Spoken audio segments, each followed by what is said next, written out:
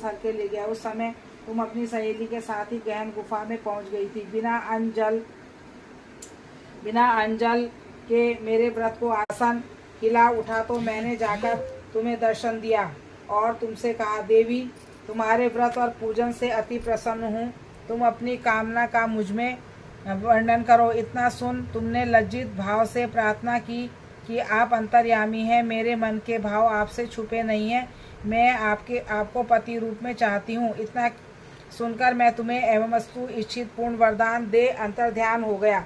इसके बाद तुम्हारे पिता हिमाचल मंत्रियों सहित ढूंढते ढूंढते नदी तट पर हमारे शोक से मूर्छित होकर गिर पड़े। उसी समय तुम सहेली के साथ मेरी बालू की मूर्ति विसर्जन करने हेतु नदी तट पर पहुंची तो तुम्हारे नगर निवासी मंत्रीगण हिमाचल सहित तुम्हारे अति भयानक है, जहाँ सिंह व्याघ्र जहरीले भयानक सर्पों का निवास है, जहाँ मनुष्य के प्राण संकट में हो सकते हैं। अतः हे पुत्री, इस भयंकर वन को त्याग कर अपने घर को प्रस्थान करो। पिता के ऐसे कहने पर तुमने कहा, पिता मेरा विवाह तुमने भगवान विष्णु के साथ स्वीकार किया है, इससे मैं इसी वन में रहकर अपने प्राण विसर्जन कर दूंगी। विष्णु के साथ ऐसा कहकर हिमाचल अति दुखी हुए और बोले, प्यारी पुत्री तुम शोक मत करो।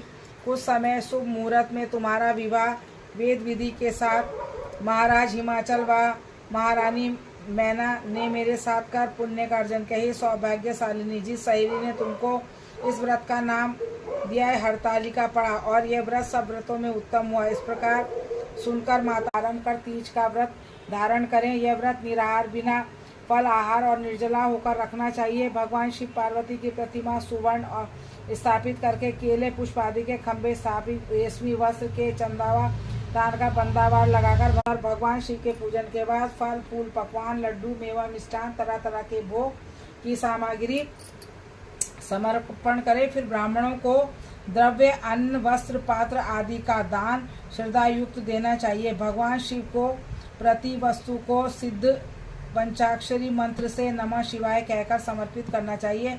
प्रार्थना के समय अपनी इच्छा भगवान के सामने प्रेषित करें। फिर पार्वती जी की माँ से यहाँ लिखी प्रार्थना करें, जय जय जगमाता, जय माता मेरी भाग्य विधाता, तुम हो पार्वती शिव प्यारी, तुम दाता नंद मुरारी, सती सतों में रखकर तुम्हारी, जब हो आनंद दाता, इच्छित वर में तुमको पाऊं, भूल चूक को दुख ना उठाऊं, भाव भक्ति से तुमको पाऊं, कर दो पूर्ण माता। जय जगन्नाथ। प्रार्थना के बाद पुष्पों को दोनों हाथ में लेकर पुष्पांजलि समर्पण करें। फिर चतुर्थी को शिवलिंग किसी नदी या तालाब